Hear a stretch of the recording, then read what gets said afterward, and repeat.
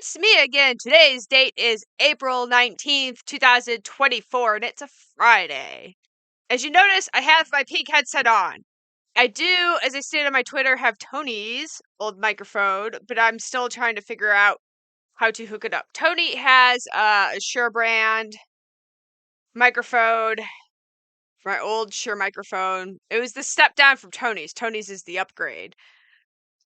But the drivers got wiped out. And I went to the Shure website, and lo and behold, I guess the drivers are gone now, and they make you buy some licensing software to use your microphone. So that's like, unless you have your own mixer. So that's been quite the learning curve for the new world of Shure microphones. I'm sure if I had the old driver, somehow it would have still worked. So I need to figure that out so I can use Tony's old microphone. But in the meantime, a few updates have happened in regards to MMTLP, otherwise known as Nextbridge Hydrocarbons. We have been waiting for some time now for the updated 10K financials from 2023. Once the 10K comes out and those financials are updated, then we will probably see an updated S1. And I was hoping that those financials would come out. They were due by the end of March. End of March comes around, they're not there. There's an extension. But Nextbridge has an update. They said that the Wildcat SPV properties have been purchased for 2.5 million shares of Nextbridge. On April 1st, Nextbridge came out with a press release that indeed Wildcat SPV has sold portions. I wouldn't say the whole thing, but portions to Nextbridge. Now, with portions, is that the four properties are Valentine, Panther, Cowboy, and Packer prospects, all located in southern Louisiana, Lafourche and Vermilion Parish, the like. It then says that it already has sold ownership in both the Valentine and Panther prospects to an undisclosed party for a net revenue of just over $1 million. Additionally, Nextbridge will receive a $240,000 spud fee on the first well of the Valentine and an $80,000 spud fee on the Panther, while retaining its proportional share of all associated deep rights below the 19,500 foot level. And we don't know how many proportions are in this, but in the next PR, it does state that. Again, these PRs are pretty close to one another. So let's go to the next PR. It states that Nextbridge will retain 2.66 of the working interest after payout on each well drilled, and 40% of all the mineral rights below 19,500, which incorporates, because they're below 19,500, the Wilcox and Tuscaloosa marine formations. And the second PR, which came out the other day on the 16th, it also states that the one was for an upfront payment of $47,000 with an additional payment. Okay, there's a lot to cover here. The first we're going to cover is the spud fee. Now, if you're familiar with my channel, the $80,000 and the $40,000 spud fee. Spud is when you start a well. When was this well spud? When you first start drilling on it. That's spud. When you first go into the ground to drill out that well, that's when you spud it. In my earlier YouTube videos, we talked about that, the spud date, the anticipated spud dates on the permits. What was on the permits? It was great.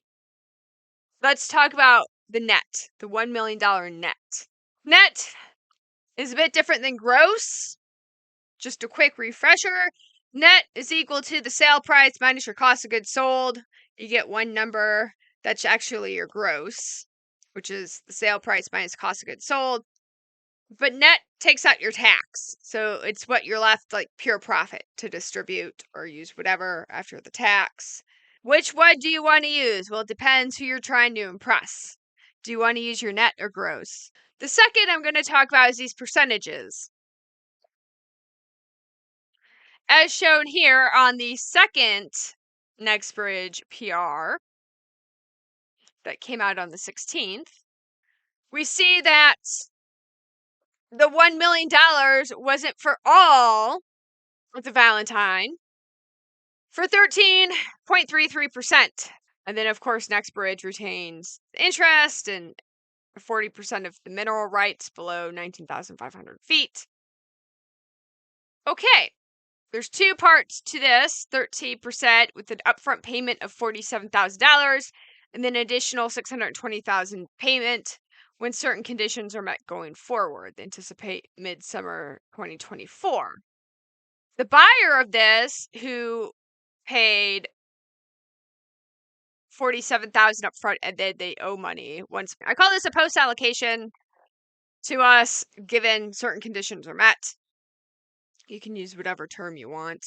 So up front they're going to give us $47,000 with $620,000. So really they're giving us about $667,000 for 13% of the rights. 13%, right?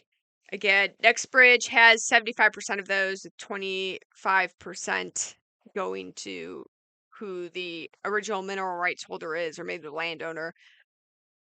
Much as Oro Grande has 20% of the mineral rights going to university lands, they get 20% royalties. So you have 13%, right? After conditions are met, which they anticipate summer 2024, they pay additional $620,000. Now, my question is this part of the first agreement with that, or is this on top of that? They haven't announced anything else from the Panther in detail like this. But the fact that they're saying this after certain conditions are met and they anticipate by 2024, they could be ready. Natural gas, they could be ready to produce some hydrocarbons. I'll state here on the NATE presentation that liquid natural gas was close by. And if we go to the Valentine asset overview, they have 5 potential wells on this site. And it was $16 million cost to buy in. And that $16 million would net you 75% net revenue interest and 100% working interest. So, of course, this is just the $16 million would net you the 5 potential wells on all the acreage. As you can see, there's quite a bit of natural gas on this. Anywhere from 450 billion cubic feet of gas to 1.47 trillion cubic feet of natural gas. Now, natural gas has been in a bit of a dip lately. We'll go to oilprice.com. Natural gas was in a price of a dip. Pecos Bill said you could buy it for a price of a Snickers bar. Indeed, in February, I was at an HEB. I call it the Heb. It's a local grocery store chain. Although it wasn't my local HEB. This was another place. This was in San Antone. Their HEB. I went was driving through San Antone. Stopped at HEB. And they had some Snickers bars. It was the fun size, like 6 of them for $1.60. Oh, look. 1,000 cubic feet of gas. That time. And then they had Cracker Jacks, which I haven't seen Cracker Jacks, in some time. I used to eat them all the time as a child. It was like one of the only types of junk food my Czech grandparents allowed me to have was Cracker Jacks and Bugles. Cracker Jacks and Bugles. Otherwise, it was eat a lot of stone fruit. It was go eat some apricots. Go eat some apricots or cherries. My Czech grandparents were very big on stone fruit. But as the time of making this video, natural gas is up to $1.75 per 1,000 cubic feet of natural gas. In terms of Louisiana, there's quite a few liquid natural gas places right there, although with the price of natural gas, it's been low lately. Might be low, but has anybody's propane bill gone down? I'm not sure. But who's ever buying these properties, it did say there was an international buyer, consider them buying the dip. This can be very favorable for Nextbridge if they start producing and selling hydrocarbons. One, remember, when we talk about proven assets, that means proven commercially. It means it's been proven commercially, not proof of the hydrocarbons existing, but that it could be proved commercially. For example, when I talk about when you look at farm animals or any livestock, they're like, that's a proven ram, that's a proven bull. Well, there's, you can see that. Does it mean that it's a bull? We can look at it, see, there it is, there's the bull. But can he produce offspring? Can he produce offspring which can sell at market? If he can, then he's a proven bull or a proven ram. That's where the term proven comes in. To prove your genetics, you have to reproduce. You could take a DNA test to prove that you have the genetics, but it's not proven until you actually start reproducing. Same with oil. It's not called proven until you start selling it. That's the difference. And again, we've talked about that quite a bit before, but I've seen that come around now. I start to see that come about again. That people like to throw around that term proven. But, there's specific conditions under which that terminology proven needs to be used. I see this as bullish. Okay, they didn't buy the whole Valentine. They bought a portion of it. If Nextbridge produces a dividend from the profits of selling hydrocarbons, be it oil, gas, condensate, some sort of recurring hydrocarbon out of geological formation, then things could heat up. As I discussed with Tony, me and Tony talked about, it's actually one of Tony's later videos. Even if Nextbridge doles out pennies for a cash distributed dividend off the profits, depending on how many outstanding shares there are, this could put pressures on brokers to try and settle the shares. Remember, even if your shares were lent out and you said yes to share lending, you have full economic rights to those shares. Meaning, if a dividend's doled out, the broker pays you whatever that money is and then goes and bills the guy that owes him his shares. So, hey, we just paid out XYZ per share. We lent you 1 million shares, so you owe us XYZ times 1 million.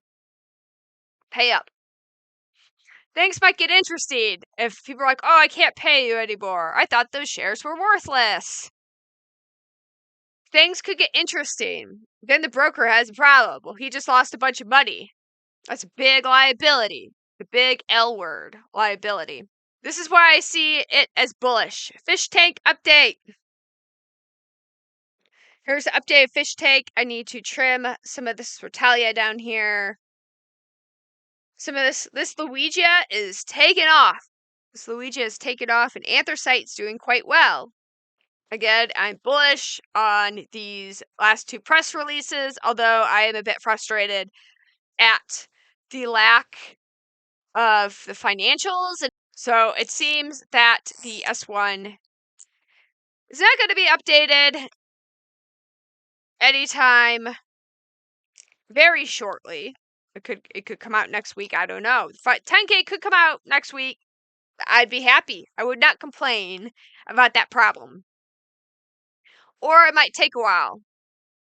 What's the ramifications, Bird Lady, for the 10K being so late? Usual ramifications would be potential delisting, but Nextbridge is already not traded anywhere. It's not listed. There's no QSIP. I don't think we have to worry about that. It says they're on the case for financials. Okay, guys, that's it for today. I will see you soon. Goodbye.